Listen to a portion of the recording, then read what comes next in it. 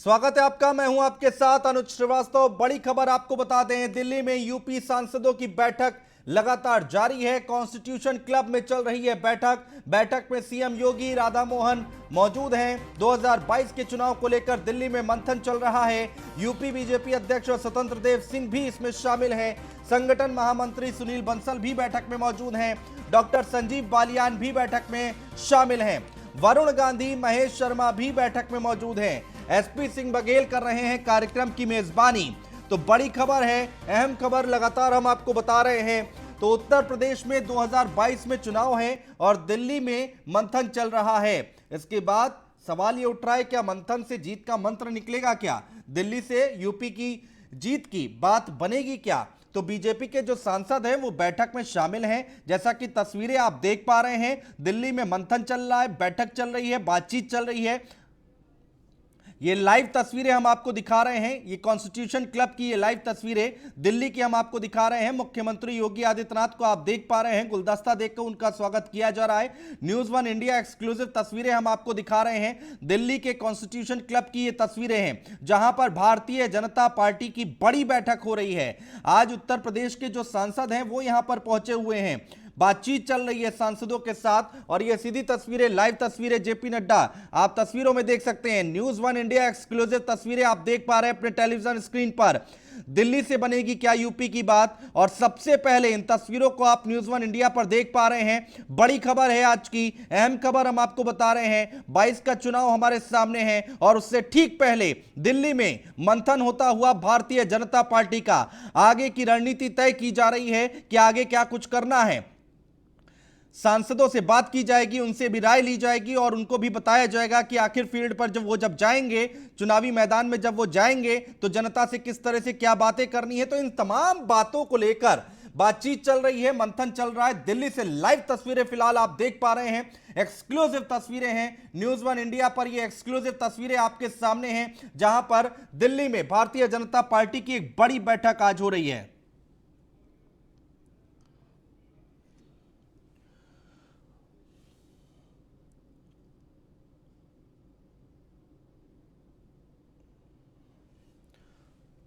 और ब्रजेश श्रीवास्तव मेरे वरिष्ठ सहयोगी मेरे साथ लाइव जुड़ रहे हैं दिल्ली से।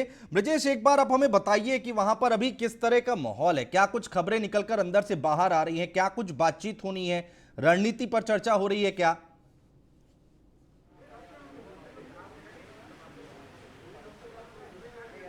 देखिए अनुज, सबसे बड़ी बात यह है कि जिस तरीके से पिछले 1 घंटे से लगातार जो है बैठक चल रही है और इस बैठक में सबसे अहम बात यह है कि इसमें उत्तर प्रदेश के मुख्यमंत्री योगी आदित्यनाथ सारे सांसदों से मुखातिब हो रहे हैं। सबसे बड़ी बात यह है कि 6 प्रांतों में पूरे उत्तर प्रदेश को डिस्ट्रीब्यूट किया गया है। 3 प्रांत की बैठक आज है, जिसमें पश्चिम, ब्रज और कानपुर प्रांत की बैठक आज है, जिसमें लगभग 40 के आसपास सांसद हैं जो इस बैठक में शामिल हैं। इसके साथ ही प्रदेश अध्यक्ष स्वतंत्र देव सिंह, प्रदेश संगठन मंत्री सुनील बंसल इस बैठक में शामिल हैं। उत्तर प्रदेश के प्रभारी राधा मोहन सिंह इस बैठक में शामिल है। और अभी महज 5 मिनट पहले ही यहाँ पर बीजेपी के राष्ट्रीय अध्यक्ष जेपी नड्डा पहुंचे हैं। अब सांसद के बीच में चर्चा चल रही है। इससे पहले भी जो हमारी जानकारियां जिस तरह से आ रही हैं कि लगातार सांसदों को ये बताया जा रहा है कि आपकी 2022 के मिशन को कामयाब बनाने में एक बड़ी भूमिका होने जा रही है। विपक्ष तमाम मुद्दों को लेकर के सरकार पर हमलावर है, लगातार सरकार को बदनाम करने की कोशिशें कर रहा है। ऐसे आपको कैसे काउंटर अटैक करना है, किस तरीके से जनता के बीच में जाना है। और सबसे बड़ी बात यह है कि अमित शाह का एक अपना विजन था कि बूथ लेवल पर आप बूथ जीतो अभियान, बूथ लेवल तक आपको पहुंचना होगा, तब आप कामयाबी हासिल कर सकते हैं। उसी कड़ी में इस बार संघ ने एक नई स्ट्रेटजी दी है। 12 करोड़ 70 लाख लोग, जिन लोगों ने राम मंदिर के लिए चंदा दिया था, उन लोगों तक मैन टू मैन डायरेक्ट पहुंचने की जो एक रणनीति थी, उस रणनीति को कैसे पूरा किया जाए। अलग अलग संसदीय क्षेत्रों में सांसद अपने जाएं, वहां प्रवास करें, वहां पर अलग अलग वर्ग, अलग अलग समुदायों के लोगों से मिलें, उनको बताएं कि सरकार किस तरीके से काम कर रही है, किस तरीके से जनहित के लिए जो है अभी तक काम किए गए। और विपक्ष वो फिर चाहे किसानों के मुद्दे पर, कोरोना में नाकामी के मुद्दे को, इनको अगर सरकार को घेर रहा है तो उनको ये बताने का काम करें कि आखिर ये वैश्विक महामारी थी और इस वैश्विक महामारी में जो जिस तरीके से स्थितियां बनी वो स्थितियां किसी के बस में नहीं थी। हमने उसे कंट्रोल करने की कोशिश की और समय रहते हमने चीज़ों को इस तरह की महामारी पर काबू भी पाया। तो ऐसा नहीं है कि हम लोग उस पर पूरी तरीके से अक्षम रहे, लेकिन आपको उन स्थितियों को लोगों से बताना होगा, लोगों को समझाना होगा। और सबसे बड़ी बात यह कि कैसे विभिन्न वर्गों के लिए जो केंद्र और राज्य की योजनाएं चल रही हैं, वो योजनाएं से कैसे लोगों के जीवन स्तर में सुधार हो रहा है, इन चीज़ों को आपको समझाना होगा। तो ओवरऑल आप देखिए कि सांसदों के ऊपर बड़ी जिम्मेदारी, उत्तर प्रदेश के 62 सांसद, उनकी बड़ी जिम्मेदारी, इसके साथ जो राज्यसभा के सांसद हैं उनकी जिम्मेदारी है कि वो अपने अपने क्षेत्रों में जा करके वो माहौल तैयार करें ताकि विपक्षियों को उसका जवाब मिल सके और बीजेपी के पक्ष में एक बार फिर माहौल तैयार हो सके। ब्रजेश, आपको लगता है क्या एंटी इनकम्बेंसी एक बड़ा मुद्दा होता है? जब भी हम देखते हैं बहुत बड़ी तस्वीर निकल कर आती है और इसकी भारतीय जनता पार्टी इसकी काट निकालती है। गुजरात इसका सबसे बड़ा उदाहरण था, वहां पर चेहरे बदल दिए गए, वहां पर नए चेहरों को फील्ड पर उतार दिया गया, मैदान में उतार दिया गया। तो आपको लगता है क्या उत्तर प्रदेश में भी ये एक्सपेरिमेंट देखने को मिल सकता है क्या?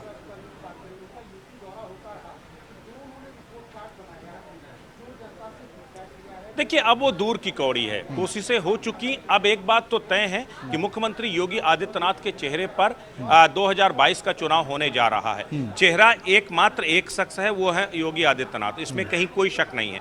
अब सबसे बड़ी बात यह कि एंटी इनकम्बेंसी आपके पास बहुत सारे कारण से है। एंटी इनकम्बेंसी को खत्म करने के लिए ही ये पूरी स्ट्रेटजी तैयार हो रही है।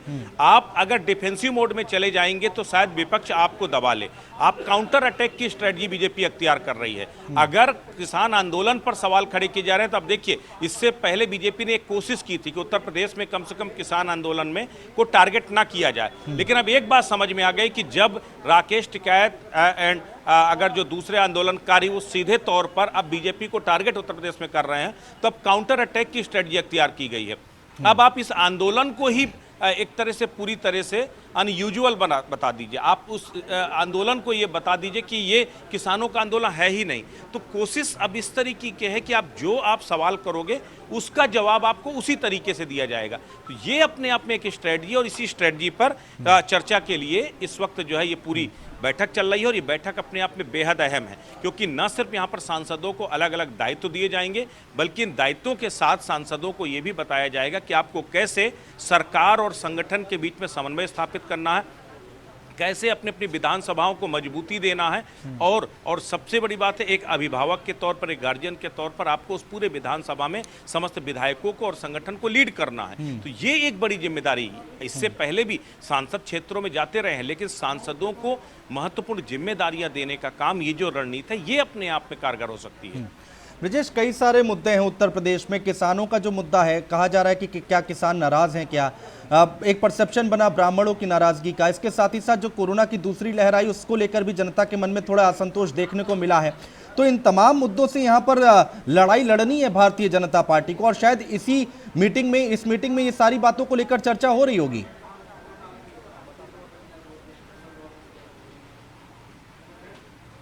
देखिए, सबसे पहले पश्चिम, ब्रज और कानपुर प्रांत, अगर इस प्रांत की बैठक, इसके पीछे सबसे बड़ा कारण यही है कि पश्चिमी उत्तर प्रदेश बीजेपी के लिए सबसे बड़ा सिरदर्द है। किसान आंदोलन का सबसे ज़्यादा असर इसी वेस्ट यूपी में है। सबसे ज़्यादा जो जाट कम्युनिटी जो किसान आंदोलन में शामिल है, और जाट बीजेपी का अपना कोर वोट बैंक था, जो है बीजेपी के साथ वो लगातार रहा। और इस किसान आंदोलन का असर ये हुआ कि किसान आंदोलन की वजह से इसका नुकसान उठाना पड़ सकता है बीजेपी को, क्योंकि पंचायत चुनाव में वो तस्वीरें हम लोगों ने देखी कि कैसे जो है किसान आंदोलन का खासा असर पंचायत चुनाव में देखने को मिला। ऐसे में अब वो तस्वीरें ना आए, उस सिनेरियो को चेंज करना, ये इसके लिए बीजेपी रणनीति तैयार कर रही है। इसलिए अलग अलग इलाके में अब देखिए, आप जो इस पूरे वेस्ट यूपी में जो ओबीसी काडर है, ओबीसी काडर को अपने पक्ष में करने के लिए अभी तमाम सम्मेलन बीजेपी करने जा रही है। इसके साथ ही सम्मेलन करने के साथ ही तमाम नेताओं को, चाहे पंजाब के हों, चाहे हरियाणा के हों, या अलग अलग जगह जहां भी ओबीसी कम्युनिटी से बड़े नेता हैं, उनको उत्तर प्रदेश में उतारा जा रहा है।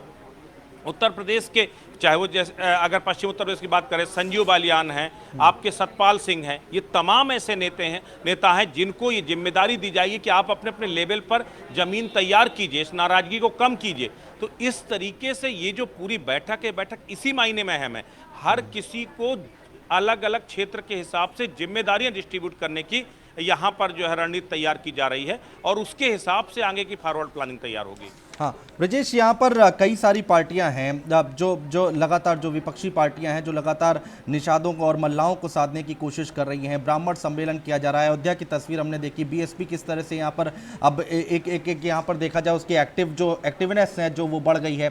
तो ऐसे में भारतीय जनता पार्टी के सामने चुनौती क्या दिखाई दे रही है आपको?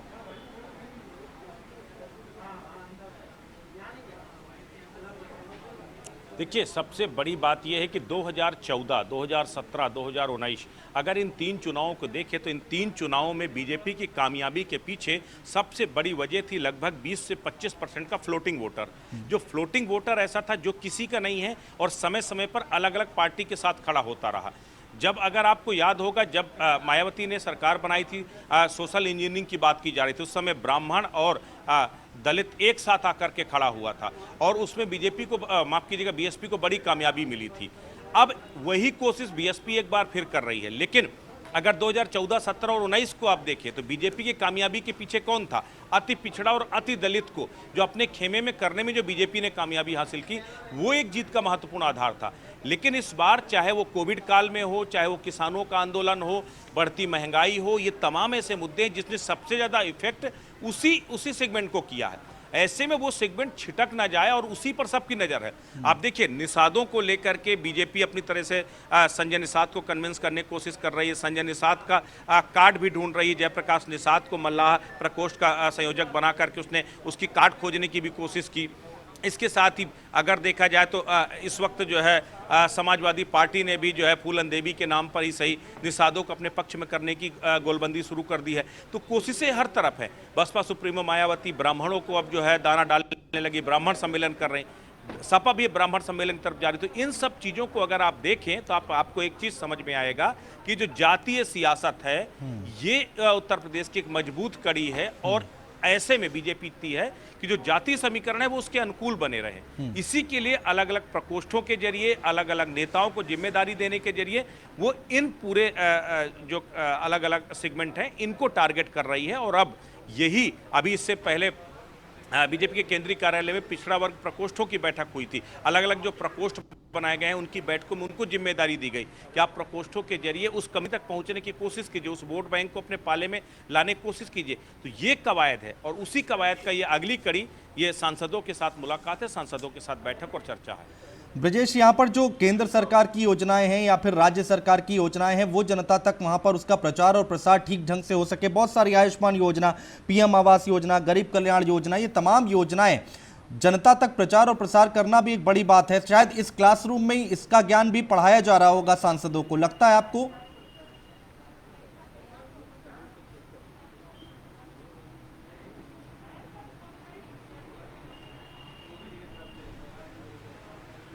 आवाज नहीं जा रही है, लेकिन यहाँ पर बड़ी बैठक चल रही है, बड़ी मीटिंग चल रही है। भारतीय जनता पार्टी जो कि अब चुनावी बोर्ड में दिखाई दे रही है, लगातार बैठकों का दौर जारी है। और कब कब हुई भारतीय जनता पार्टी की बैठक ये भी हम आपको बता रहे हैं। गांव में 75 घंटे रुके सांसद, ये कहा गया था लोगों को देश की उपलब्धियां बताएं, ये पीएम की तरफ से कहा गया। बड़ी बातें हैं। 15 जुलाई को हुई थी पदाधिकारियों की बैठक। कब कब भारतीय जनता पार्टी ने बैठक की है? 16 जुलाई को बीजेपी कार्य समिति की बैठक हुई है। तो भारतीय जनता पार्टी पूरी तरह से चुनावी मोड में आ गई है और दिल्ली में मंथन चल रहा है।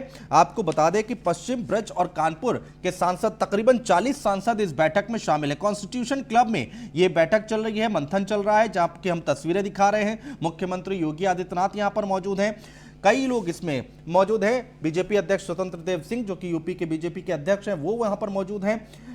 संगठन महामंत्री सुनील बंसल बैठक में हैं, संजीव बालियान बैठक में है, वरुण गांधी, महेश शर्मा भी बैठक में मौजूद हैं, एसपी सिंह बघेल जो हैं वो कार्यक्रम की मेजबानी कर रहे हैं। तस्वीरें लगातार हम आपको दिखा रहे हैं। तो ये बड़ी बैठक भारतीय जनता पार्टी की चल रही है। 40 सांसदों के साथ मंथन चल रहा है, चिंतन चल रहा है और किस तरह से 22 का चुनाव जीता जाए, बूथ लेवल पर पार्टी ने तैयारियां की हुई हैं, ऐसी बातें कही जा रही हैं और बीजेपी अब मंथन कर रही है। बड़ी खबर लगातार हम आपको बता रहे हैं, आज दिल्ली के कॉन्स्टिट्यूशन क्लब में ये बैठक चल रही है, बड़ी बैठक है, मंथन चल रहा है कि आखिर 2022 का रण जो है वो कैसे जीता जाए, ये चुनाव कैसे जीता जाए। विपक्षी पार्टियां लगातार सरकार को घेरने की कोशिश कर रही हैं, किसानों का मुद्दा जो है उसको बुनाने की कोशिश कर रही हैं। विपक्षी जो है वो कोरोना की दूसरी लहर को लेकर सरकार को घेरने की कोशिश कर रहे हैं, बेरोजगारी का मुद्दा उठा रहे हैं। और इन सब के बीच में अब जैसा कि हमारे सहयोगी बता रहे थे ब्रजेश श्रीवास्तव कि इन सब की काट निकालने की कोशिश की जा रही है कि जवाब कैसे दिया जाए,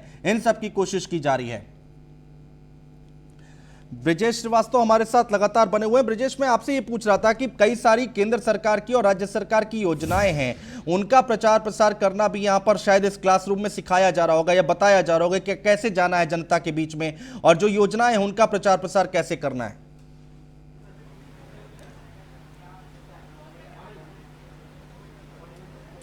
देखिए, सबसे बड़ी बात यह है कि आप देखिए उत्तर प्रदेश की सियासत इस वक्त इर्द गिर्द घूम रही है किसान आंदोलन के।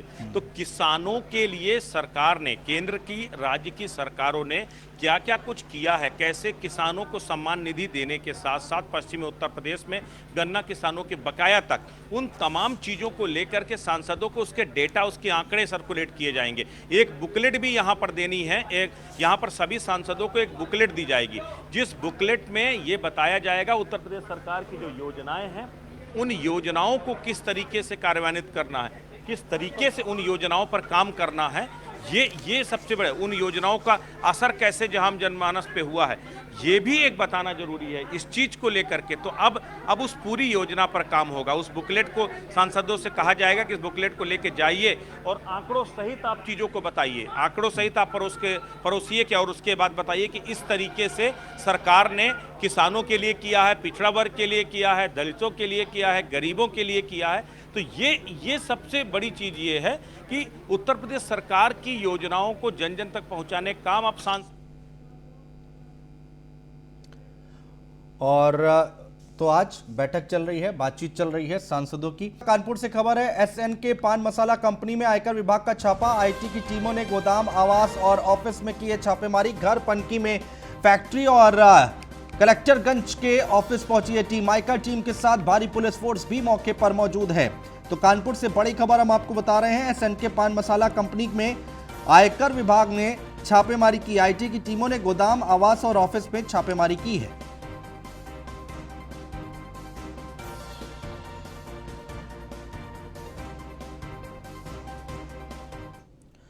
बुलंदशहर के जेल अधीक्षक मिजाजी लाल से हमारे संवाददाता अशोक कुमार ने खास बातचीत की है। इस दौरान उन्होंने क्या कुछ कहा है, सुनवाते हैं आपको। मेरे साथ बुलंदशहर के जेल अधीक्षक हैं मिजाजी लाल जी, उनसे हम खास बातचीत करते हैं और बुलंदशहर की जेल के विषय में उनकी जानकारी लेते हैं। पहले जी आपका बहुत बहुत स्वागत है न्यूज़ 1 इंडिया पर।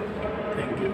अच्छा सर, मैं आपसे जानकारी ले लेता हूँ कि बुलंदशहर में जो जेल है और जेल की जो कहते हैं कि जेल में अच्छा खाना नहीं मिलता है, जेल में अच्छा पहनने को नहीं मिलता, व्यवहार ठीक नहीं रहता। बुलंदशहर की जेल की अच्छी बात कौन सी, और आपके आने के बाद में क्या डिसिप्लिन बदला? प्रदेश की जेलों में विशेष रूप से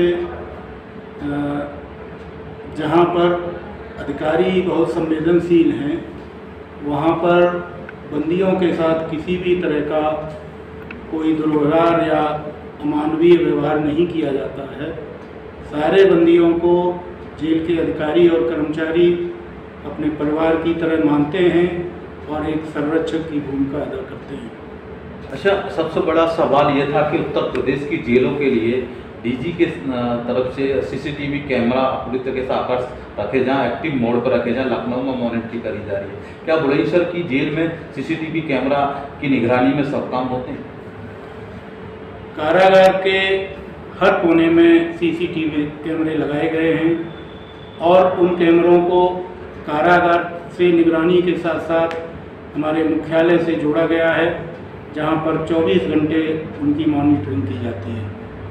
और सबसे बड़ी खास चीज़ ये रही कि हम जनपद बुलंदशहर की जो जेल है वो जेल को लेकर आप जब से आपने चार्ज लिया, हाल ही में अभी 1 से 1.5 महीने ही हुआ होगा चार्ज को लेकर, क्या क्या चीज़ यहाँ पर कमी थी और आने के बाद में आपने पूरी करी? कारागार में व्यवस्थाएं, वैसे तो सभी कारागारों में वर्तमान में ठीक व्यवस्थाएं चल रही हैं। और जालौन पुलिस को मिली है बड़ी सफलता। पुलिस ने एक गांजा तस्कर को पकड़ा है। 4 क्विंटल 50 किलो गांजा बरामद हुआ है। बाजार में दुकानों पर बेचने के लिए ले जा रहा था गांजा। उरई कोतवाली क्षेत्र के मंडोरा गांव का ये मामला है। जनपद जालौन में कोतवाली उरई पुलिस द्वारा एक काफी अच्छा गुडवर्क किया गया है, जिसमें एक शरीफ मोहम्मद नामक व्यक्ति जो कि जनपद हमीरपुर का रहने वाला है, उसको गिरफ्तार किया गया है। साथ ही साथ उसके पास से इंडिका कार और 450 किलोग्राम गांजा की बरामदगी की गई है। उसका भाई रईस मोहम्मद भागने में सफल रहा है और उसके कुछ अन्य साथी भी हैं। ये लोग एक अंतर्राज्यीय गैंग का हिस्सा हैं जो कि दूसरे राज्यों से गांजा लाकर उत्तर प्रदेश में सप्लाई करते हैं। तो एक काफी अच्छी रिकवरी हुई है, जिसमें एसओजी, सर्विलांस और कोतवाली उरई पुलिस के द्वारा ज्वाइंट ऑपरेशन किया गया है। और गाजियाबाद से खबर है, बीजेपी नेताओं और अधिकारियों के बीच नाराजगी है और बीजेपी के ओबीसी मोर्चा के महानगर उपाध्यक्ष का आरोप, असिस्टेंट कमिश्नर अरुण कुमार शुक्ला पर मनमानी का आरोप है। पिछले काफी समय से काम करना दुर्लभ किया हुआ है, ये रामकिशन की तरफ से कहा गया है। किसी ना किसी बात को लेकर काम रुकवाया जाता है। रामकिशन की तरफ से कहा गया है काम हटाने की धमकी देकर ब्लैकमेल किया जाता है। अरुण शुक्ला ने अपने ऊपर लगे सभी आरोपों को खारिज किया है। मेरे ऊपर लगे सभी आरोप झूठे हैं, ये अरुण कुमार शुक्ला की तरफ से कहा गया है।